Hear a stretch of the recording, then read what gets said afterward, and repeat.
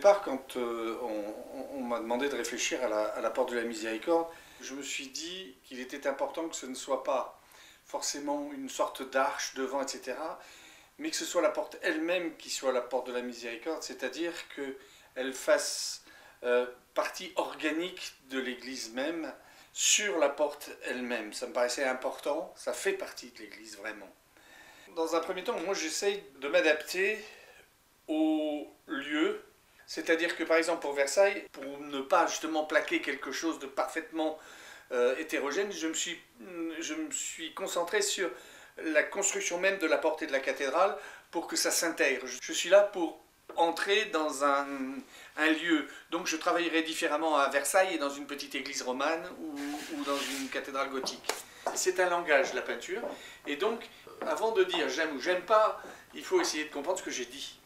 J'aime que mes tableaux, ça soit pas comme s'ils étaient neufs. Je m'inscris comme un chaînon dans une humanité, dans un travail. Donc j'y mets plein de choses qu'on ne voit pas forcément au premier abord, des choses qui sont poncées, des choses qui sont reprises par-dessus, des projections, parfois des griffures. Et je travaille aussi avec une technique ancienne, parce que je l'ai appris, que je la trouve belle, qui est la technique en glacis. Le tableau, il faut qu'il vive.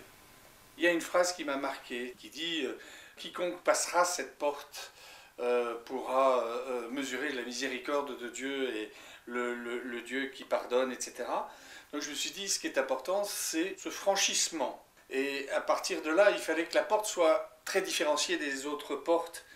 Et c'est comme ça que j'ai choisi de proposer du rouge, c'est-à-dire ce côté du cœur. C'est une porte où il faut oser franchir, oser y aller. Alors, pour y aller, évidemment, pour qu'on ose franchir cette porte, il était important qu'elle soit accueillante. Et là vient évidemment dans ma tête l'idée que je suis la porte, dit le Christ, donc il fallait que la porte elle-même soit le Christ. D'où mon idée d'avoir la tête du Christ en haut, à la place de l'œil de bœuf, et qu'on sente que c'est le Christ lui-même qui est la porte.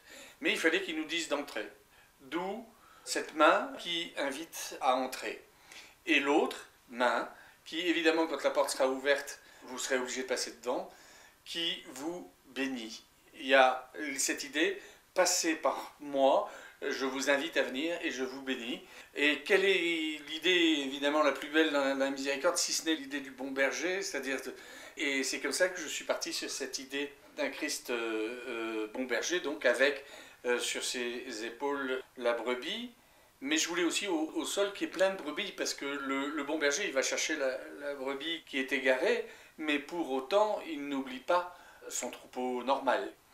Il y a une chose qui est très spéciale aussi que j'ai voulu, c'est les stigmates aux deux mains du Christ.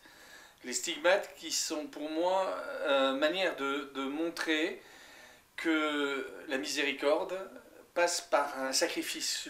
La miséricorde de Dieu est allée au sacrifice de son Fils, et c'était important pour moi de le montrer. Et il y a des choses, évidemment, il y a des choses qui sont maintenant dans mon tempérament. Que le Christ, par exemple, pour donner la double nature, ait le nez de profil, les yeux de face, quelles que soient les conditions, c'est ma manière de le donner. Et ce nez de profil, c'est pour montrer qu'il y a quelque chose qui est bizarroïde. C'est pas parce que je ne sais pas peindre un nez de face, c'est parce qu'il y a quelque chose qui dit la double nature. Et on apprend à lire un tableau, on apprend à comprendre les glacis, la profondeur. Il faut prendre le temps aussi.